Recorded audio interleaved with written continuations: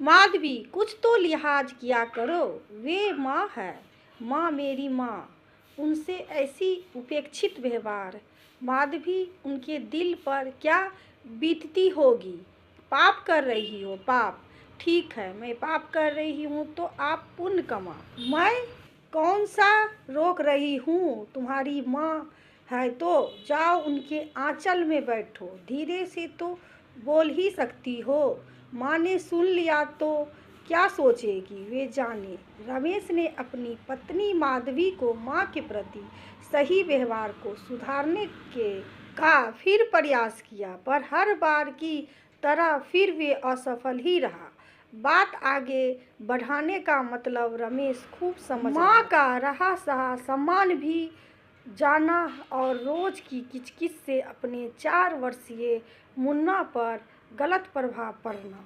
मार्ग कोई सूझ नहीं रहा था। परिणाम हुआ कि रमेश रहता था तो घर में था, पर उसकी माधवी से उसकी मानसिकता दूरी बढ़ती गई। रमेश अपने ही घर में मानो अजनबी बन गया। माधवी से उसकी बात बस नाम मात्र को ही ज़रूरत पर ही होती। माधवी पर रमेश के बदलते व्यवहार का भी कोई असर नहीं था। शायद उसे लगता कि रमेश इस तरकीब से उसे बेबस करना चाहता है। रमेश धीरे धीरे आत्मकेंद्रित होता गया। उससे जितना समय मिल पाता या फिर जितना वे कर सकता, माँ का ध्यान भी रखता और सेवा भी करता। इस सब से माधवी की चिढ़ माँ के प्रति और बढ़ती जा रही थी। अब तो माधवी को जो कुछ भी ताना देना होता उसे माँ की भी उपस्थिति की भी चिंता नहीं होती। बेबस रमेश स्थिति को जितना संभालने का प्रयत्न करता, स्थिति उतनी ही बुरी होती जा रही थी। और एक दिन माँ ने रमेश से कहा, बेटा, गांव से आए काफ़ी दिन हो गए हैं।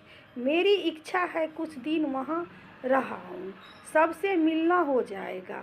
बेटा, बस मुझे बस में बैठा देना, मैं खुद ही चली जाऊंगी। रमेश जानता था माँ गांव क्यों जा रही है। बेटा था उसका क्या उसकी आँखों की भाषा नहीं समझता। पर कोई भी निर्णय लेने से असक्षम रमेश ने एक बार माधवी की ओर देखा। शायद सोचा होगा कि माधवी माँ को गांव जाने से रोकने का आग्रह करेगी, पर वे तो इसे सबसे निर्लिप्त थी। रमेश को लगा कि माधवी माँ को क्यों रोकेगी, उसकी तो मन मुरादें पूरी होने जा रही थी। मायूस सा रमेश माँ को बस में बैठाकर वापस घर की तरफ चल दिया। उसे आज अपने द्वारा कुछ न कर सकने की नपुंसकता पर गल्ली आ रही थी। माँ चली गई। माधवी के पास अब चिक करने की कोई वजह थी ही नहीं, सो वे अपने में रम गई। रमेश अपनी गलनी में और अधिक डूब और अधिक आत्मकेंद्रित हो गया। घर में मशीन की तरह रहना, बहुत कम बोलना, किसी भी अच्छे बुरे कार्य में कोई प्रतिक्रिया प्रकट न करना अब उसका स्वभाव बन गया था। अकेले में रोते रहना, इससे उसे राहत मिलती। रमेश के इस परिवर्तन से अब माधवी को झटका लगा। वे रमेश से उसकी परेशानी पूछती, पर रमेश चुप ही रहता। आखिर वे ही हुआ जिसका डर था। रमेश अब साथ में चला गया। बदहवास सी माधवी रमेश को ले डॉक्टर के पास गई। डॉक्टर ने बता दिया कि कोई गहरा सदमा रमेश को लगा है। अच्छा होगा उसे सदमे को पहचान उसे दूर करने का प्रयास करो, अन्यथा दवाइयाँ भी कारगर नहीं होगी। माँ को तो माधवी भूल ही चुकी थी, पर आज उसे माँ का ध्यान आया। सब कुछ चलचित्र सा आँखों के सामने तैर गया। कैसे माँ का उसने अपने घर में उनके बेटे के सामने भी पल पल अपमान किया था। आज शायद उसके पति की हालत उसके ही कारण है। हंसते खेलते परिवार की यह गत उसी ने बनाई है। सोचते सोचते माधवी रमेश से चिपक चिपक पर जोर से दहाड़ मार रोने लगी।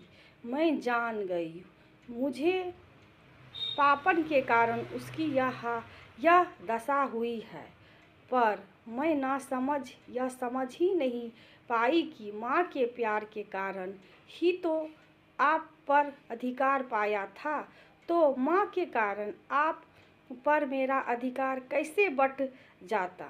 मैं अभागन समझती रही कि माँ ने तुम्हें मुझसे छीन लिया है, पर उनके जाने पर तो तिरस्कृत ही हो गई। मुझे माफ़ कर दो रमेश, मुझे माफ़ कर दो। उठो, हम अभी गांव जाना है माँ को वापस लाने। कहती कहती माधवी रमेश के कदमों में लेट गई। अन्यायशः ही रमेश का हाथ माधवी के सिर पर आ गया। आशा करती हूँ ये कहानी आपको पसंद आई होगी। पसंद आए तो लाइक करिए, सब्सक्राइब करिए, शेयर करिए दोस्तों।